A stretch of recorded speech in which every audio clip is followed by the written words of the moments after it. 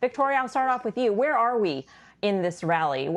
Would you recommend that investors continue to ride this at this point? I think investors need to be very cautious in what they're putting in their portfolios at this time. As you mentioned, we've seen that tech sector ride really high, and it's that secular growth area that we think has the most promise going forward, but we wouldn't recommend jumping in the deep end right now and putting all of your funds in with full positions. I think you need to be opportunistic. You need to maybe wait for pullbacks that we see, because we do anticipate there's going to be quite a bit of continued volatility going on for the rest of the year. So use those as your opportunities to start building positions in some of these names that have really had a run higher. But in the end, we think the trend for the rest of the year will be higher. Just pick your opportunities to go in.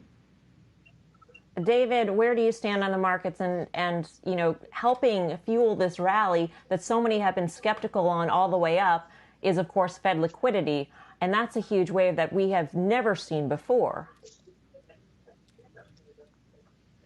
Absolutely. And I think, you know, we're at a really important juncture here where markets have been focused on the provision of liquidity. They've been focused on improvement with respect to case growth. They've been focused on, you know, improvement in the economic data. And I wouldn't be surprised here to see some of that, particularly case growth and some of the news on the data front, take a bit of a pause. And I think that the question that the market is going to be digesting over the next 6 to 9 months is, you know, can businesses adapt to this environment? But more importantly, can consumers adapt to this environment, continue to adapt to this environment? Because if both of those things play out, we will see the profit recovery that markets have been pricing in. And I think that that's the big question right now. You know, are companies going to be able to come through with earnings over the next 12 to 18 months? And it's going to be telling over these coming weeks as we see the incoming reports.